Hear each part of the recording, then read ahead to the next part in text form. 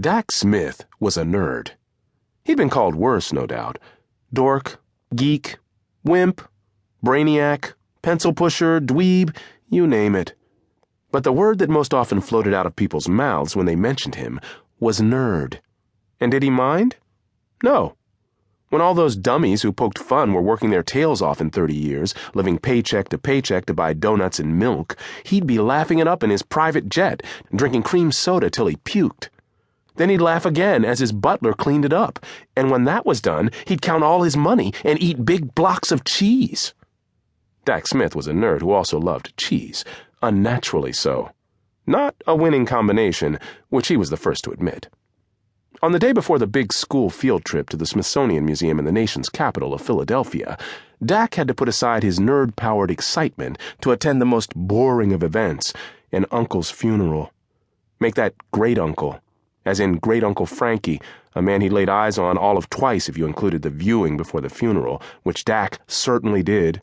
He'd look down on an old, grizzled man who had his eyes closed, hands crossed over his chest, looking like he'd just settled down for one of the 20 naps a day the geezer was probably used to.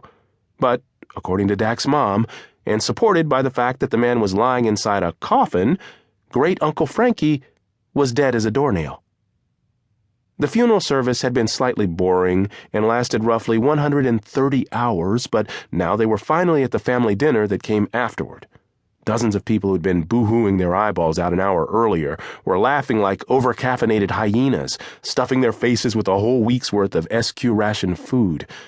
Dak wondered whether funerals for old people always ended up being such festive affairs. He sat at a table with a bunch of cousins, none of whom he'd ever met.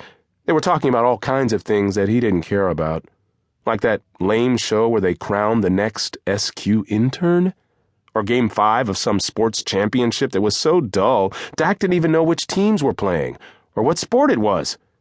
Then some kid with a pimple the size of President McClellan's face on Mount Rushmore started talking excitedly about the latest fashion trends, namely those jeans with the pockets that made your rear end look like it was upside down.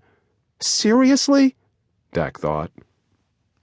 These people couldn't possibly share the same genetics with him, could they? Just as he decided he couldn't take any more, a sudden feeling came over him, a familiar itch that he'd learned long ago was impossible to ignore. He had to share his tremendous knowledge of history, and he had to do it now. Dak stood up and cleared his throat. When no one paid him any attention, he picked up his glass and tapped it loudly with his spoon until everyone in the room finally shut their yappers and looked at him. "I just have something I'd like to say to everybody," he announced.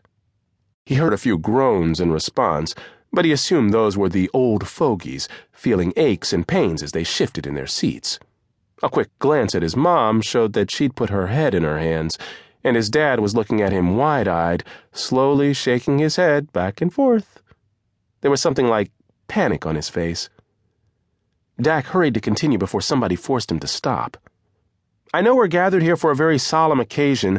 Poor Great-Uncle Frankie has gone the way of the dodo bird, soon to rot in peace. Rest in peace. But, I wanted to share something to help you all realize that things aren't as bad as they seem." He paused to gauge people's reactions. They all seemed enraptured. "You see," he continued, "our dear relative could have gone out the same way as Rasputin, the grand Russian mystic, in the year 1916. That poor man was poisoned, shot 4 times, clubbed over the head, then drowned in a river. Drowned in a river, for crying out loud! After being poisoned, shot, and clubbed, poor fella." Dak let out a little chuckle to set the right mood. "So, as you can clearly see, Great-Uncle Frankie got off pretty easy when all is said and done." Dak finished by pulling in a long, satisfied breath. He looked around the room and saw nothing but blank faces staring back at him. Lots of blinking. "Thanks for listening," he finally said. Then he held up his water glass and yelled, "Cheers!" His mom fell out of her chair. The next day brought the field trip he'd been looking forward to for months.